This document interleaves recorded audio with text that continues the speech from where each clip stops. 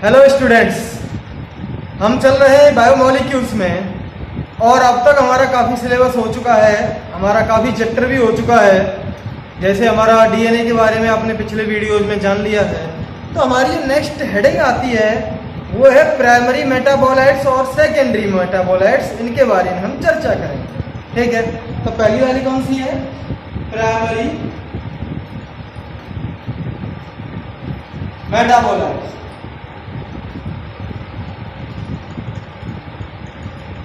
Primary metabolites उसको कहते हैं हम कि ऐसे मेटाबोलाइट्स, प्राइमरी है ये, प्राइमरी मेटाबोलाइट्स, ऐसे मेटाबोलाइट्स जो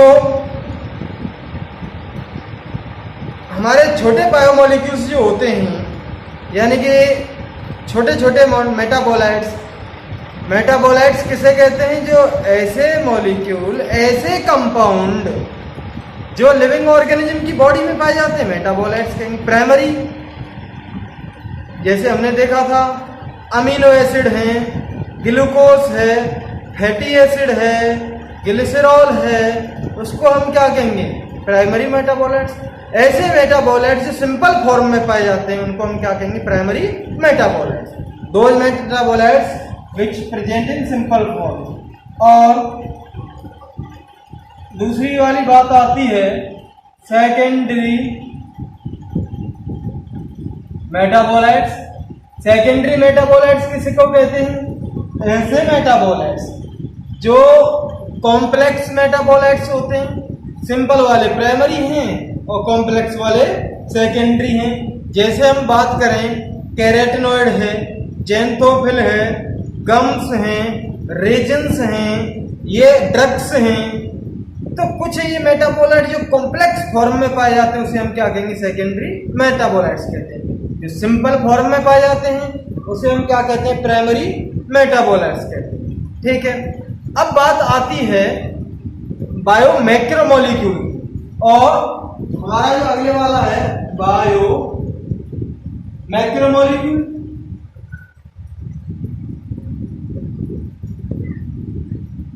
बायोमैक्रोमोलिक्यूल एंड बायो माइक्रो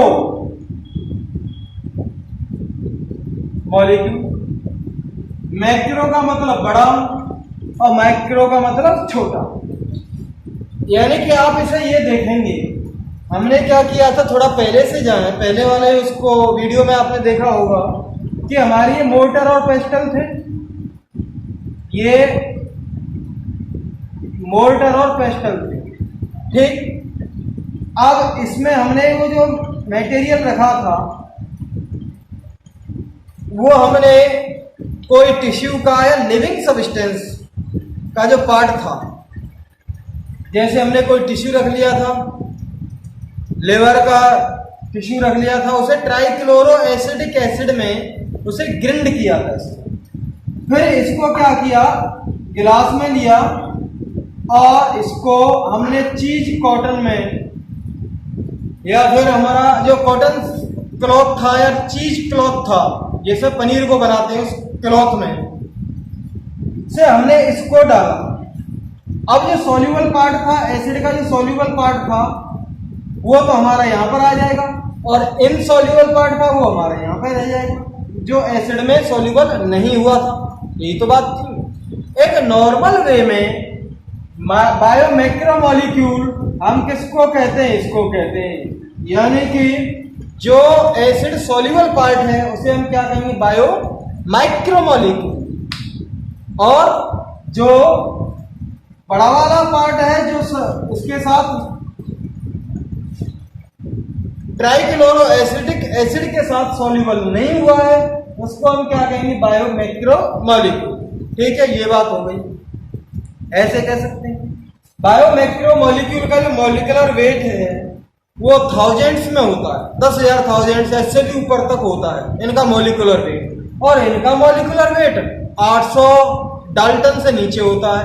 इसका 10,000 डाल्टन है, इससे या उससे भी ज्यादा होता है बायोमैक्रोमोलिक्यूल का मॉलिक्यूलर वेट, और इसका मॉलिक्यूलर वेट कम होता है। ठीक है, यानी 800 डाल्टन से नीचे इनका मॉलिक्यूलर वेट होता है। लेकिन इसमें एक और चीज पाई गई, इस इनसॉल्युबल वाले पार्ट में लिपिड पाया गया। लिपिड का अगर मॉलिक्यूलर वेट जाने तो 800 डाल्टन से कम होता है, लेकिन वो यहाँ पर होता है। तो यहाँ पर इसलिए होता है कि लिपिड जो कंप्लीटली वो जो है एसिड में सॉल्युबल नहीं हो पाता, छोटी छोटी मिसलीस बन जाती, छोटे छोटे जो होते हैं बहुत गोली गोली सी, जैसे आपने देखा होगा अगर हम ऑयल को तेल में उसे घोलें तो छोटी छोटी बूंद बूंद सी बन जाती है ना तेल में ऊपर, उसे हम क्या कहेंगे, मिसलीस। तो ये जो छोटी छोटी बूंद जैसा स्ट्रक्चर यहाँ बन गया था, जो ये जो है यहाँ पर नीचे नहीं आ पाया था चीज क्लॉथ में से, ये होकर एसिड सॉल्युबल वाले पार्ट में नहीं आ पाया था। तो यहाँ पर जो लिपिड रह जाता है वो हमारा बायो माइक्रो मॉलिक्यूल है। बाकी लिपिड को छोड़कर जो भी यहाँ पर सब्सटेंस पाए जाते हैं वो सारे बायो मैक्रो मॉलिक्यूल होते हैं। तो यहाँ पर लिख लेना लिपिड, इंपॉर्टेंट नोट में लिख लेना, लिपिड पाया जा रहा है, lipid is strictly bio micro molecule, lipid जो होता है, और बाकी जो होते हैं ये हमारे बायो मैक्रो मॉलिक्यूल होते हैं जो अनसॉल्युबल पार्ट में पाए जाते हैं, जिनका वेट मॉलिक्यूलर वेट 10,000 से भी ज्यादा होता है, 10,000 तक होता है। और बायो माइक्रो मॉलिक्यूल जिनका मॉलिक्यूलर वेट जो होता है वो हमारा 800 डाल्टन से कम होता है, 800 डाल्टन से इनका मॉलिक्यूलर वेट कम होता है। ठीक है, ये वाली बात आ गई। अब हमारा जो नेक्स्ट वाला जो टॉपिक आता है वो कौन सा है, प्रोटीन का। अब आप एक बात देखिए, ये प्रोटीन बन किससे रही है? प्रोटीन जो है बन किससे रही है, यहां देख लेते हैं प्रोटीन। ठीक, प्रोटीन किससे बनती है? प्रोटीन बनती है अमीनो एसिड से। ये एक अमीनो एसिड ये है, इट इज द पॉलीमर, ये पॉलीमर है, पॉलीमर ऑफ अमीनो एसिड। बहुत सारे अमीनो एसिड से ये क्या बनती है, हमारी प्रोटीन बनती है। अगर देखें एक अमीनो एसिड ये है हमारा COOH, यहां पर C, यहां पर क्या आ रहा है हमारा H आ रहा है, यहां पर NH, यहां पर है हमारा कोई भी R ग्रुप मान लेना। दूसरा वाला अमीनो एसिड यहां पर जो नॉर्मल होता है NH2 होता है, ठीक है, अमीनो ग्रुप।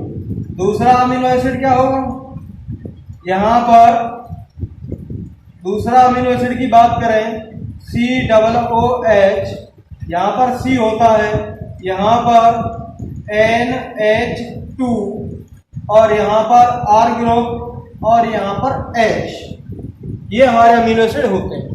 आप चाहो तो इधर भी बना लेते हैं एक और मलाई मार के, यहां पर वही वाली बात COOH होता है, यहां पर C है, यहां पर NH2 है, यहां पर H ग्रुप है और यहां पे हमारा R। अलग अलग तरह के हमारे ऐसे अमीनो एसिड्स होते हैं। अब ये अकेला अमीनो एसिड है, ये अलग है और ये अलग है, तीन है यहाँ पर अमीनो एसिड के जनरल डायग्राम बनाए। अब इसका यहाँ पर इसको हम ऐसे भी तो लिख सकते हैं, NH2 है तो यहाँ पर दो HH यहाँ पर ऐसे भी तो बनाए जा सकते हैं। ठीक है, तो आप देखिए 2 H बना दिए आपने, एक H और एक H। ठीक,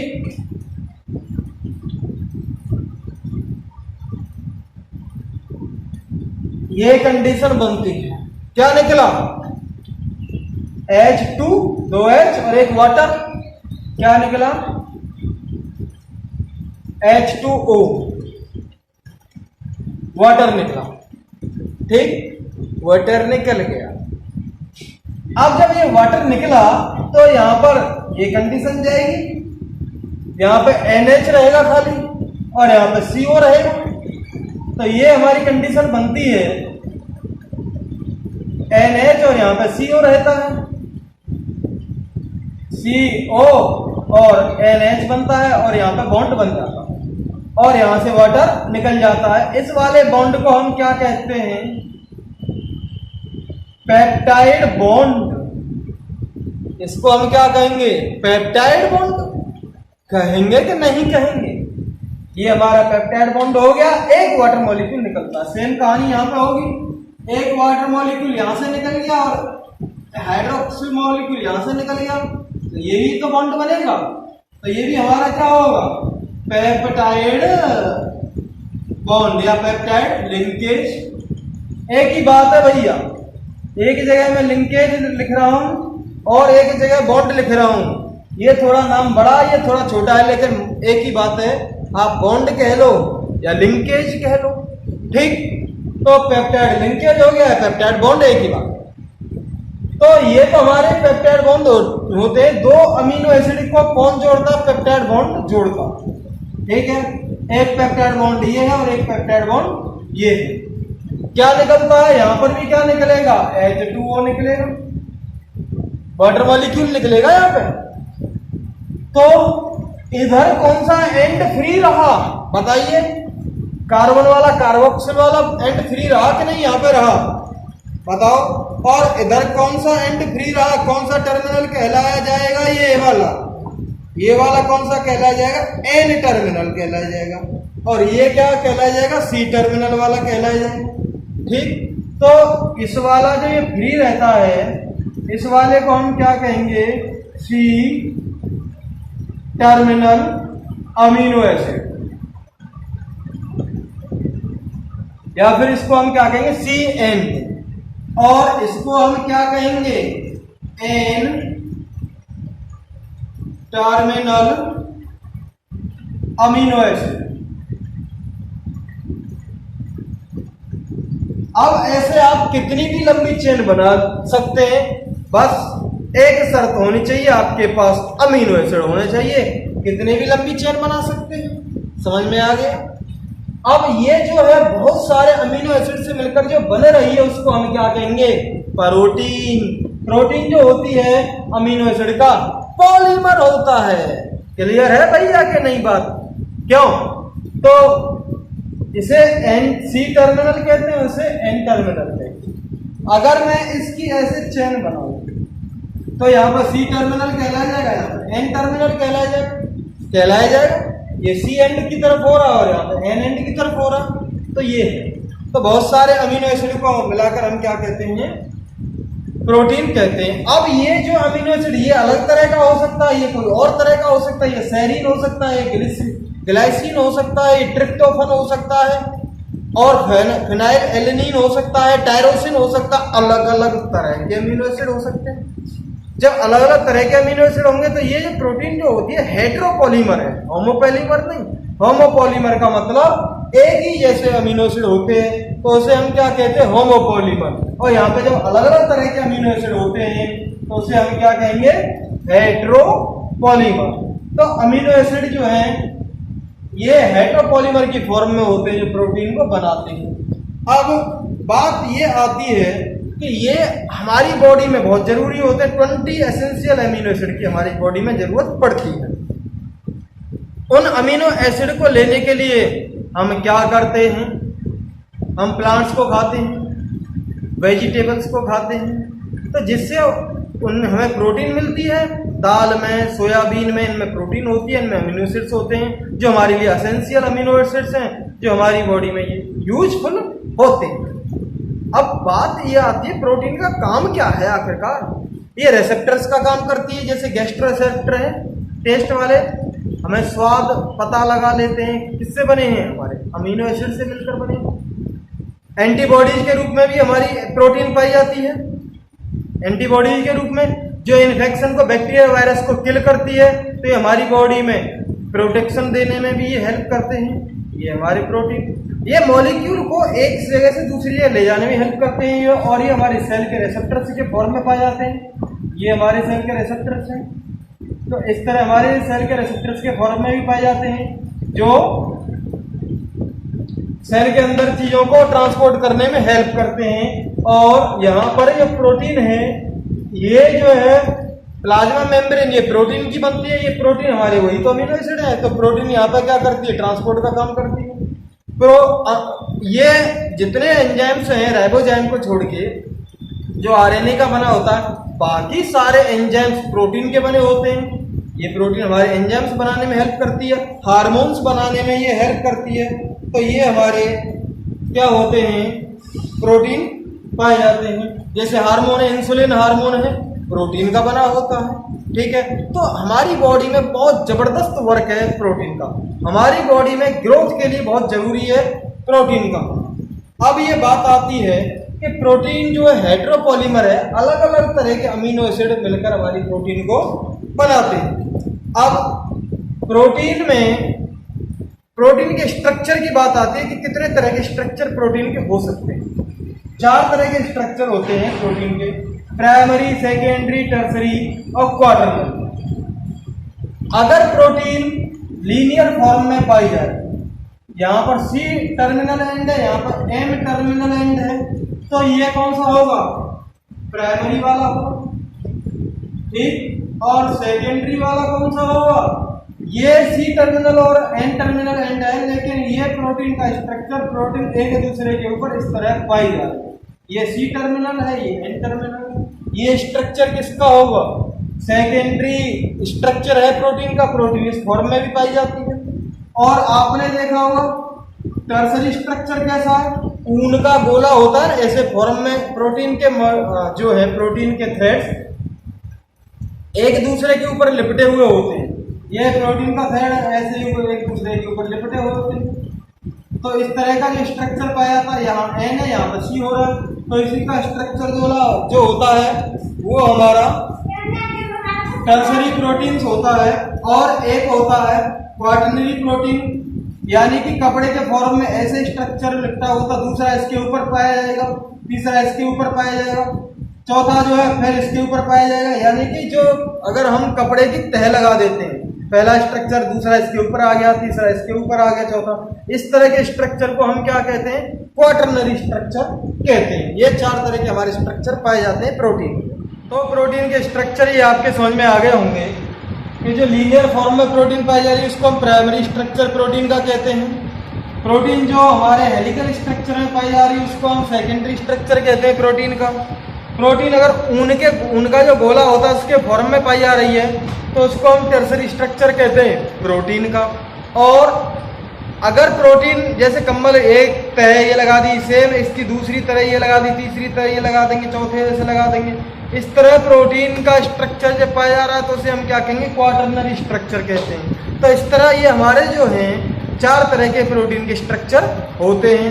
अब बात आती है हमारे पॉलीसेकेराइड की, क्योंकि पॉलीसेकेराइड भी हमारा जो है बायो मैक्रोमोलिक्यूल है। बायो मैक्रोमोलिक्यूल का मतलब जिसका मॉलिक्यूलर वेट 10,000 के आसपास है या उससे भी ज़्यादा है, 10,000 डाल्टन है, तो उसे हम क्या कहेंगे, बायो मैक्रोमोलिक्यूल। और दूसरी वाली बात क्या होगी भैया, दूसरी वाली बात ये होगी कि ये जो है एसिड इनसॉल्युबल फॉर्म में पाए जाते हैं। जैसे हमने देखा था मोटर और पेस्टल में एसिड इनसॉल्युबल फॉर्म में वो था। तो अब जो आता है हमारा वो है पॉलीसेकेराइड।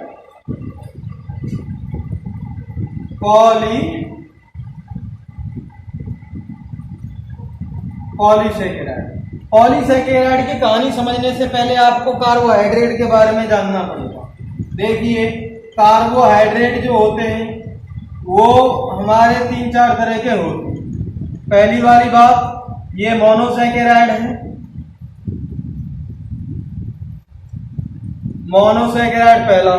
दूसरा वाला जो होता है डाई सेकेराइड, तीसरा वाला जो होता है ओलिगो सेकेराइड, और चौथा वाला जो होता है वो है पॉलीसेकेराइड। ये हमारे जो है 4 तरह के कार्बोहाइड्रेट होते हैं। ठीक है। ये कार्बोहाइड्रेट कितने तरह के हैं? 4 तरह के। ये दिख रहा है कार्बोहाइड्रेट, ये देखिए अब आप। मोनोसैकेराइड का मतलब एक यूनिट, स्मॉलेस्ट यूनिट जो है जैसे ग्लूकोज है, ग्लूकोज हमारा मोनोसैकेराइड है। सिंपल शुगर हम इनको कहते हैं, सिंपल कार्बोहाइड्रेट हम इनको कहते हैं। जब सिंपल फॉर्म में ये पाए जाते हैं तो इसका मतलब क्या होगा? ये मोनोसैकेराइड है। जब छोटे छोटे सिंपल यानी 2 मोनोसैकेराइड आपस में जुड़ जाते हैं तो उसे क्या कहते हैं? डाइसैकेराइड कहते हैं। जब 2 से ज्यादा और 10 तक, ओलिगो का मतलब है सम, फ्यू। जब कुछ मोनोसैकेराइड आपस में जुड़े हुए होते हैं लगभग 2 से लेकर 10 तक, 2 से ज्यादा यानी 3 से लेकर 10 तक मोनोसैकेराइड आपस में जुड़े हुए होते हैं तो उसे हम क्या कहेंगे? ओलिगोसैकेराइड कहते हैं। और हमारा पॉलीसैकेराइड है मैनी, पॉली का मतलब मैनी। जब बहुत ज्यादा मोनोसैकेराइड आपस में जुड़े हुए होते हैं तो क्या बनाते हैं? मैनी, यानी कि पॉलीसैकेराइड बनाते हैं। तो हम यहाँ पर जो पढ़ रहे हैं वो पॉलीसैकेराइड के बारे में पढ़ रहे हैं। तो ये पॉलीसैकेराइड हमारे हेटेरोपॉलीमर भी हो सकते हैं और होमोपॉलीमर भी हो सकते हैं। होमोपॉलीमर का मतलब जैसे ग्लूकोज ये है और फिर ग्लूकोज है, ठीक है, और फिर जो है ग्लूकोज है, इसकी बहुत ज्यादा यूनिट,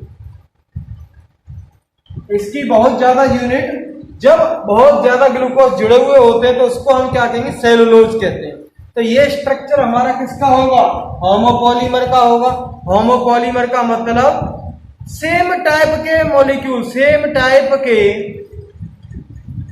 मोनोमर यूनिट्स जुड़ी हुई हैं, उसे हम होमोपॉलीमर कहते हैं।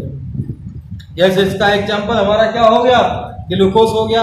दूसरा वाला क्या है हमारा? हेटेरोपॉलीमर। हेटेरोपॉलीमर का मतलब यहाँ पे ग्लूकोज या गैलेक्टोज हो, यहाँ पे फिर अलग अलग तरह के हो। तो अलग अलग तरह की हमारी मोनोसैकेराइड यूनिट जुड़ी हुई होती हैं तो उसको हम क्या कहेंगे? हेटेरोपॉलीमर भी, उसे हम हेटेरोपॉलीमर कहेंगे। समझ में आ गया कि नहीं? हेटेरोपॉलीमर जो होते हैं जैसे हमारे काइटिन है, काइटिन हमारा क्या है? हेटेरोपॉलीमर है। हेटेरोपॉलीमर का एग्जांपल काइटिन है। काइटिन जो आपने इंसेक्ट्स वगैरह देखे हैं उसके ऊपर जो एक्सोस्केलेटन बनता है इंसेक्ट का, जो चमकीली सी सतह थोड़ी कठोर सी जो होती है वो किसकी बनती है? काइटिन की बनती है। काइटिन हमारा हेटेरोपॉलीमर है और सेलुलोज हमारा होमोपॉलीमर है। ठीक। अब ये बात आती है, मैं थोड़ा सा भूल गया था, मुझे अब याद आया कि प्रोटीन वाले पार्ट में एक चीज आप ऐड जरूर कर लेना कि दुनिया में सबसे ज्यादा जो प्रोटीन पाई जाती है, दुनिया में सबसे ज्यादा जो प्रोटीन पाई जाती है वो रुबिस्को के फॉर्म में प्रोटीन पाई जाती है। और एनिमल में रुबिस्को जो है प्लांट्स में पाया जाता है। वर्ल्ड में सबसे ज्यादा प्रोटीन प्लांट्स में पाई जाती है रुबिस्को के फॉर्म में। रुबिस्को एक एंजाइम है, क्योंकि रुबिस्को एंजाइम प्रोटीन का बना होता है, तो रुबिस्को एंजाइम बहुत ज्यादा पाया जाता है जो फोटोसिंथेसिस में हेल्प करता है। अब प्लांट्स में जो प्रोटीन बहुत ज्यादा पाई जाती है वो कोलेजन के फॉर्म में पाई जाती है प्रोटीन। ये थोड़ा मैं भूल गया था, मुझे अभी याद आया। अब हम पॉलीसैकेराइड पे हम जो चल रहे हैं, पॉलीसैकेराइड में मैंने होमोपॉलीमर और हेटेरोपॉलीमर को बता दिया और इनके एग्जांपल भी बता दिए। अब बात आती है कुछ पॉलीसैकेराइड ऐसे होते हैं जो रिजर्व फूड मटेरियल के फॉर्म में स्टोर होते हैं, जैसे ग्लाइकोजन है। ग्लाइकोजन एनिमल्स में रिजर्व फूड मटेरियल के फॉर्म में स्टोर होता है ग्लाइकोजन। और स्टार्च है, स्टार्च जो है प्लांट्स में रिजर्व फूड मटेरियल के फॉर्म में स्टोर होती है।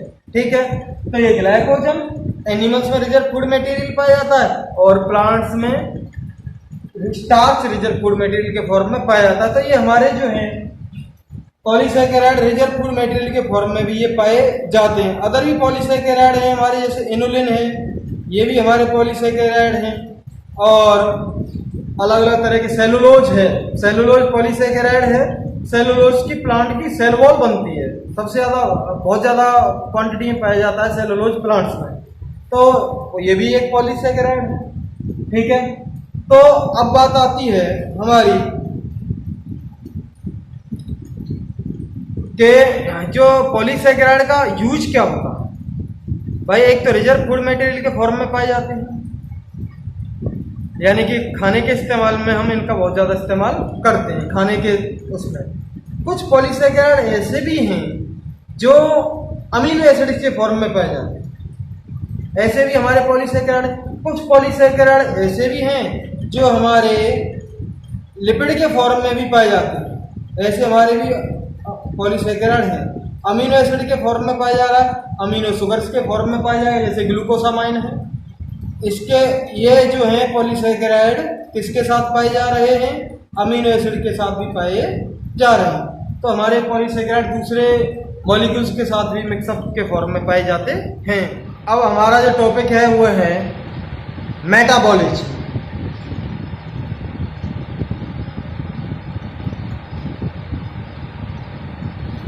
मेटाबॉलिज्म या फिर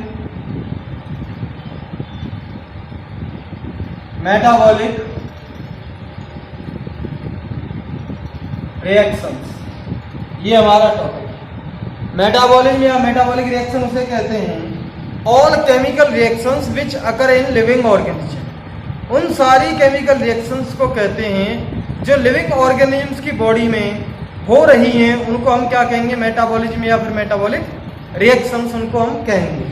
जैसे अगर बात करें, दो तरह की केमिकल रिएक्शंस होती हैं, एक एनाबॉलिज्म या फिर एनाबॉलिक रिएक्शन और दूसरी आती है कैटाबॉलिज्म या फिर कैटाबॉलिक रिएक्शन। एनाबॉलिज्म में क्या होता है? छोटे छोटे मॉलिक्यूल होते हैं और वो क्या बनाते हैं? आपस में मिलकर बड़ा मॉलिक्यूल बनाते हैं।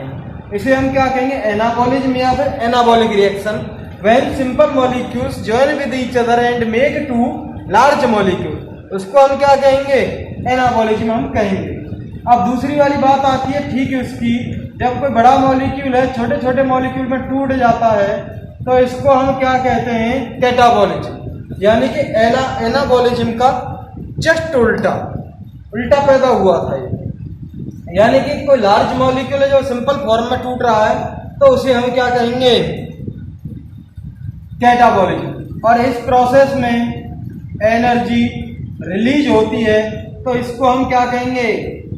यानी कि एक्जोथर्मिक रिएक्शन इसको हम कहते हैं। एक्जोथर्मिक रिएक्शन हम इसको कहेंगे। किसको कहेंगे? कैटाबॉलिज्म।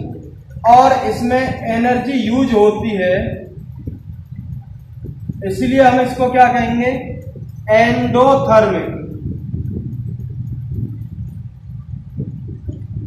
एंडोथर्मिक रिएक्शन कहेंगे।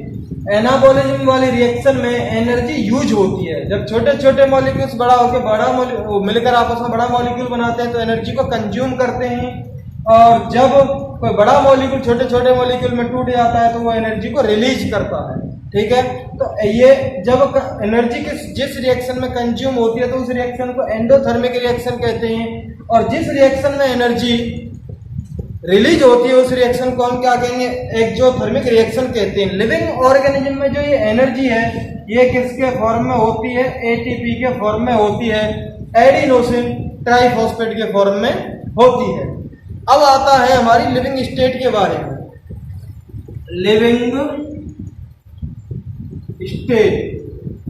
लिविंग स्टेट को हम कैसे बता सकते हैं भाई? कि हम कह सकते हैं कि पर्टिकुलर अब मैं लिविंग स्टेट में हूं। लिविंग स्टेट में क्या चीजें बिल्कुल एग्जैक्ट रहेंगी कि इतनी क्वांटिटी में मेरे अंदर कार्बन है या इतनी क्वांटिटी में मेरे अंदर हाइड्रोजन है या ऑक्सीजन है? क्या ये इक्वल रहेगा? नहीं हो सकता। क्यों? क्योंकि ऑक्सीजन लगातार मैं सांस ले रहा हूं, छोड़ रहा हूं, रेस्पिरेशन कर रहा हूं, तो क्या है कि मेरे अंदर जो है ऑक्सीजन जा रही, कार्बन डाइऑक्साइड निकल रही है, तो लगातार कार्बन की क्वांटिटी कम हो रही है। तो लिविंग स्टेट में यानी कि रनिंग हमारी केमिकल रिएक्शंस होती हैं और हम पर्टिकुलर नहीं बता सकते कि अब ये हमारी केमिकल यानी हमारी बॉडी में ये चीज इतनी फिक्स है, ये हम नहीं बता सकते। तो निरंतरता के फॉर्म में लिविंग स्टेट में रहती है। इसी को हम क्या कहेंगे? स्टेडी फॉर्म, यानी कि कंटिन्यूअस फॉर्म में होती है। अब हम जो सोच रहे हैं, एक हमारा टॉपिक है वो एंजाइम है। एंजाइम के बारे में हम आपसे नेक्स्ट वीडियो में बात करते हैं एंजाइम्स के। तो thank you very much for watching this video. Thank you very much.